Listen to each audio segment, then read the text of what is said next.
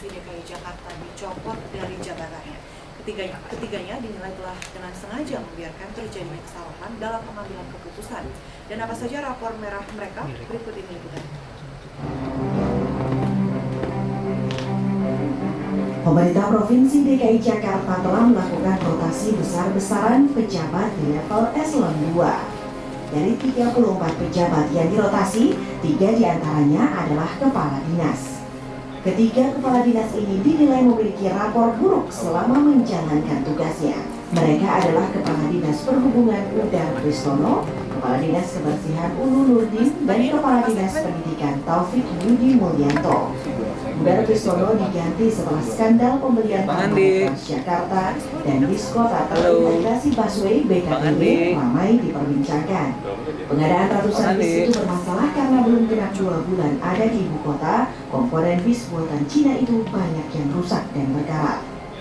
Taufik Yudi Mulyanto dicopot setelah hasil investigasi seleksi terbuka jabatan kepala sekolah SMA dan SMK di Jakarta terbukti ada kecurangan. Dinas Pendidikan DKI Jakarta terbukti telah membocorkan soal tes kepada 180 orang kepala sekolah petahana agar dapat lolos dalam seleksi. Sementara Ulu Nurdin dicopot karena terlambat memasukkan mata anggaran pengadaan 200 truk sampah pada APBD DKI tahun 2014. Ulu diduga dengan sengaja menghilangkan pengadaan 200 truk sampah itu dari APBD DKI Jakarta 2014 dengan alasan tertentu. Membenahi kota Jakarta dibutuhkan kerja keras dan kemampuan yang lebih dari para pengambil kebijakannya. Karena itu bagi para pejabat yang telah menempati posisi barunya harus membuktikan diri mampu lebih baik dari pendahulunya. Tim Liputan Global TV Jakarta. Pemirsa, pencopotan Kepala Dinas Perhubungan Udar Kristono diharapkan memberi angin segar bagi penataan kembali moda transportasi di Jakarta. Pengganti Udar ditantang bisa menciptakan moda transportasi massal yang nyaman, aman, dan terjangkau secara ekonomis bagi kebanyakan warga ibu kota. Akankah harapan itu terlaksana? Guna membahasnya, di studio telah hadir pengamat transportasi dan juga calon legislatif Partai Hanura, Bapak Wijaya Kusuma Sugeng. Selamat sore, apa kabar Mona? Baik, Pak. Bapak tadi sudah melihat sekilas ya, Iya. yang berita sebelumnya. Iya, Ada betul. 3 kepala dinas yang dicopot dari jabatannya sekaligus, dan total sekarang jadi 7 ya, saya dengar 7 ya. ya. Nah, sebagai seorang pengamat transportasi, Pak, apa sesungguhnya kesalahan yang dilakukan oleh Bapak Udar Kristono sehingga dicopot dari jabatan?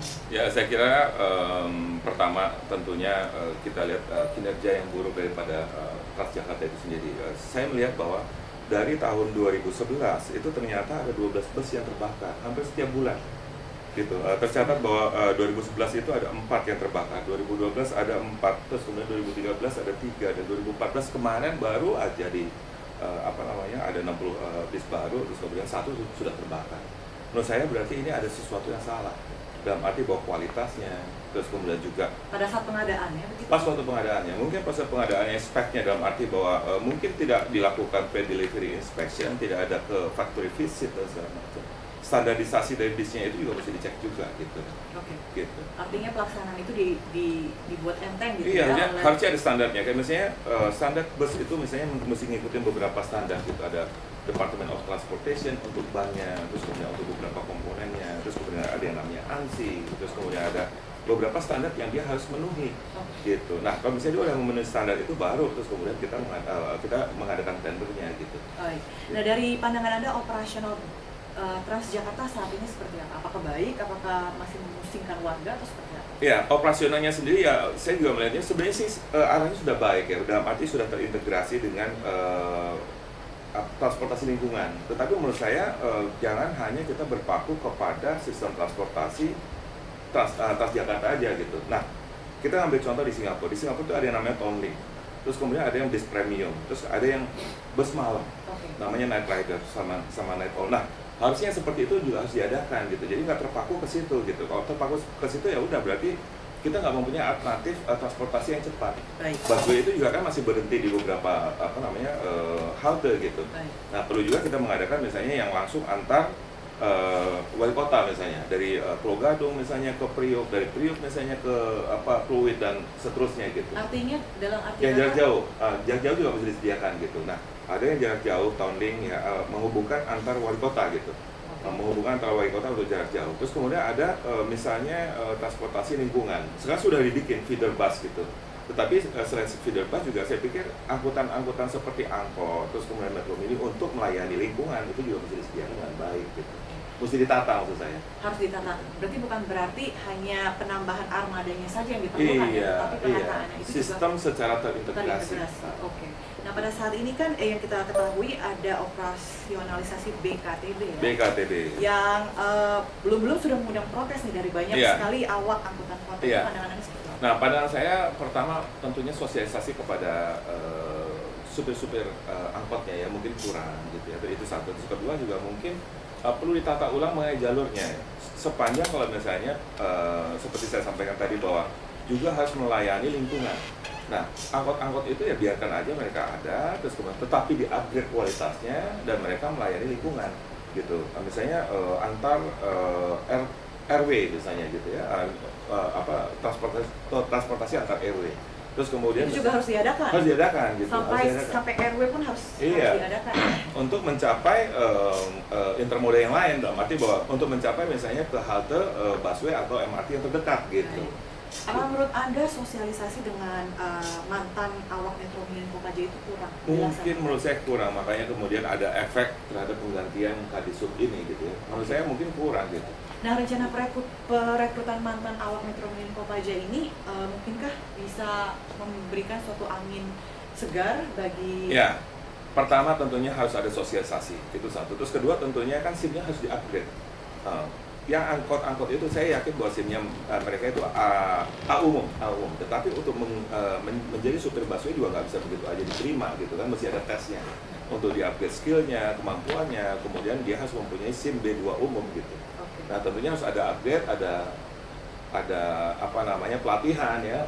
Nah, itu hal-hal itu yang tahapan-tahapan itu yang perlu disosialisasikan kepada awak angkot tadi gitu. Awak angkot itu kan sangat terkenal dengan karakter keras dan kasar dan Pak. Apakah nah, training itu yang perlu maksud saya, defensive driving itu perlu gitu. Gitu, defensive driving mengajarkan mengenai attitude-nya untuk mengendara kendaraan yang lebih besar karena dia tanggung jawabnya akan lebih besar lagi. Jumlah penumpangnya lebih banyak, terus dimensi kendaraannya juga besar. Membawanya pun akan karakter kendaraannya akan berbeda gitu. Gitu. Jadi bagi Anda mungkin itu suatu hal yang positif dilakukan ya? Iya, positif yang dilakukan. Tapi kembali lagi bahwa sosialisasinya harus lebih komprehensif lah. Gitu. Nah, perilaku pengemudi BKTB ini kan dituding tidak lebih baik saat mereka masih menjadi pengemudi bus umum, Pak. Nah, perlukah adanya suatu tindakan keras atau suatu standar atau prosedur yang harus disosialisasikan seperti tadi yang Anda bicarakan? Ya, seperti saya sampaikan. Pelatihan mengenai defensive driving perlu gitu. Intinya bahwa dia itu membawa begitu banyak jiwa di bisnya dia, gitu. Sehingga dia harus sangat berhati-hati gitu, sangat berhati-hati, kondisi fisiknya mesti fit ya, itu satu. Terus kemudian yang kedua tentunya karakter atau sifat habit daripada supir ini juga harus kita tes gitu. Apakah emosional orangnya, terus kemudian apakah orang ini cakap mengemudi, itu kan mesti dites gitu. Nah, 3 hal itu ya, emosional dia mesti dites, terus kemudian kecakapan mengemudi dan juga kesehatan fisik. Kalau memenuhi 3 kriteria itu baru kita rekrut dia sebagai supir gitu. Nah, tentunya harus juga ada evaluasi. Kalau dia memang beberapa kali menabrak, harus dikasih punishment, di grounded harusnya. Gitu, tidak boleh menyetir lagi. Gitu. Nah, dari pandangan Anda, dari riset Anda, apa yang harus kita contoh dari negara tetangga kita agar transportasi di mulut-mulut lah DKI Jakarta bisa maju? Ya, pertama tentunya kualitas daripada attitude dan kualitas daripada pengemudi ya, SDM-nya itu harus ditingkatkan, itu satu. Terus kedua, menurut saya juga pandangan saya perlu juga di setiap bis itu juga dipasang CCTV seperti yang dilakukan di Singapura gitu ya. Kenapa? Karena saya lihat tadi bahwa ada pemberitaan bahwa terjadi pelecehan seksual yang begitu banyak di bis. Kalau misalnya pakai CCTV, tentunya pelakunya kan bisa dilihat dari situ kan. Itu satu. Terus kedua, tentunya harus ada information system mengenai kapan bis itu misalnya tiba di situ. Jadi ada intelijen, di Singapura itu ada yang namanya IRIS, Intelligent Report Traffic Information System. Gitu. Yang intinya setiap bis, pergerakan bis itu bisa kita ketahui dari gadget kita. Itu satu. Terus kemudian kita bisa mengetahui rute itu dengan mudah gitu. Terus kemudian tarifnya, terus kita juga bisa tahu dari situ. Terus kemudian yang ketiga, intermodal transportation. Kalau kita sudah sampai di tujuan, kita mau naik apa, ke arah mana, itu bisa kita ketahui dari gadget kita. Nah, sistem itu juga menurut saya juga harus dikembangkan. Oke, sepertinya cukup jauh ya untuk mengarah ke sana. Cuman setidaknya untuk saat ini, apakah menurut Anda budget yang dialokasikan itu kurang untuk ya, kembali lagi tentang budget. Budget setiap bis yang Transjakarta ini harganya 3,7. Sementara Indonesia sebenarnya bisa bikin seperti itu. Nah, produksi sendiri. Kenapa enggak gitu? Kalau misalnya kita mempekerjakan hasil karya Indonesia, tentunya akan menyerap tenaga kerja dengan banyak gitu. Nah, saya memperhatikan bahwa di Indonesia itu ada 3 perusahaan yang memproduksi bis, bahkan sudah mengekspor ke Fiji gitu. Ada Perkasa, terus kemudian ada perusahaan karya gemilang di Kudus, dan Inka di Jawa Tengah, di Jawa Timur gitu. Nah, kenapa nggak kita memberdayakan mereka gitu, daripada kita membeli dengan harga yang lebih murah sedikit tetapi kualitasnya luar biasa jeleknya gitu.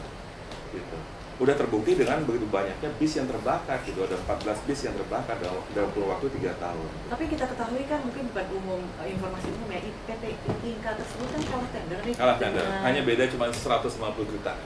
Oke. Ya, artinya produsen Cina itu bisa memberikan cost efektif gitu ya untuk cost efektif, tapi quality enggak gitu. Quality-nya enggak, tidak ada pre-delivery inspection, terus kemudian faktor visit enggak ada. Menurut saya ya kita lihat kualitasnya buruk sekali gitu. Oke. Artinya banyak sekali PR yang harus dikerjakan oleh pengganti Bapak Udar Pristono ini ya, untuk memuaskan Bapak Muhammad Akbar kalau nggak salah ya penggantinya. Iya, untuk memuaskan sang Bapak Jokowi. Iya, betul. Oke, nah mungkin pesan Bapak bagi Kepala Dinas Perhubungan yang baru, siapa tadi namanya kembali Pak?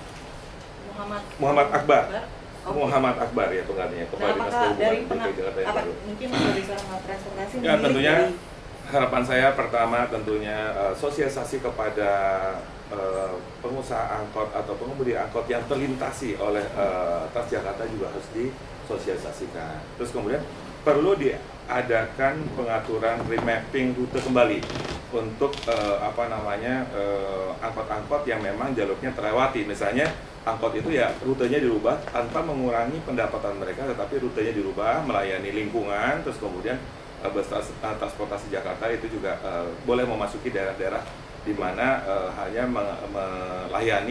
melayani jalur utama gitu. Itu satu. Terus yang kedua tentunya saya pikir harus juga diadakan alternatif lain untuk transportasinya, tidak hanya busway, tapi yang seperti saya sampaikan tadi bahwa perlu misalnya transit link antar wilayah gitu ya, antara Jakarta Barat, terus kemudian yang maksud saya jarak jauh gitu. Angkutan transportasi yang jaraknya lebih jauh. Artinya PR daripada Kepala Dinas Perhubungan ini tidak hanya sebatas BKTB saja ya, tetapi juga lebih luas remanajemen, maksudnya remanajemen mengenai rute-rute, terus kemudian moda transportasinya, intermoda transportasinya juga mesti dipikirkan ulang lah gitu. PR yang sangat banyak ya. Sangat banyak. Untuk Kepala Dinas Perhubungan yang baru ya, Pak Muhammad Akbar ya. Iya. Oke, demikian perbincangan kali ini Pak. Terima kasih. Iya, terima kasih. Mohon sampai ketemu lagi. Terima kasih ya. Baiklah pemirsa, sesaat lagi kami akan kembali dengan sejumlah informasi lainnya usai jeda ini. Ya, terima kasih. Bapak di sini. Di sini. Sampai 3.